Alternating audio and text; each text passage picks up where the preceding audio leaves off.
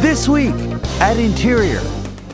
Secretary Haaland joined federal, state, and local leaders in Pennsylvania this week.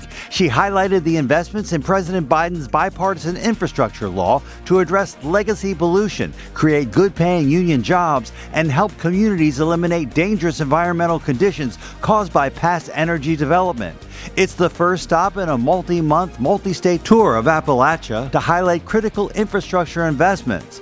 Overall, the law includes $11.3 billion for abandoned mineland reclamation projects and $4.7 billion for orphaned well site plugging, remediation, and restoration activities. The secretary then traveled to John Hines National Wildlife Refuge in Philadelphia. That's where she discussed the important role of urban wildlife refuges in conservation and community building. She also highlighted the bipartisan infrastructure law's investments in the Delaware River Basin and underscored Interior's commitment to advancing environmental justice. The John Hines Refuge was the first of its kind, specifically created to provide environmental education and connect surrounding urban communities to nature.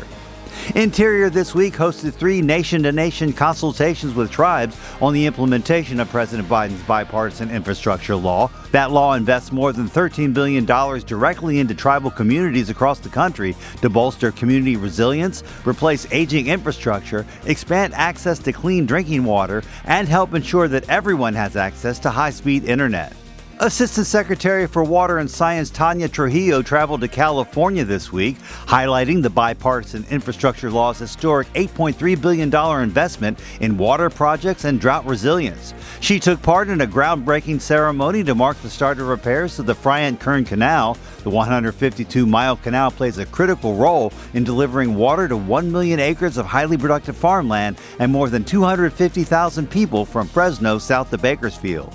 Interior this week announced the department will appoint new members to the Invasive Species Advisory Committee. That committee provides information and expert advice to inform federal government activities related to invasive species, which cause an estimated $120 billion in environmental damage every year. Addressing that threat helps advance the conservation goals of the America the Beautiful initiative, while also adding to climate resilience in communities across the country. It was the first meeting this week of the President's Interagency Task Force to monitor and combat trafficking in persons. The task force has primary responsibility for coordinating efforts across 20 federal agencies to combat human trafficking. During the meeting, Secretary Haaland outlined Interior's work in pursuing justice for missing and murdered Indigenous people.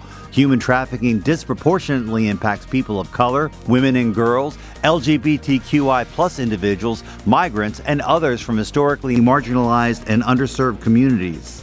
NASA astronauts and junior rangers from Mount Rainier National Park came together for some orbital questions and answers this week.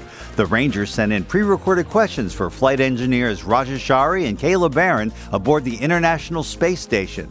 They're in the midst of a planned 6-month mission, living and working aboard the microgravity laboratory to advance scientific knowledge and demonstrate new technologies for future human and robotic exploration missions.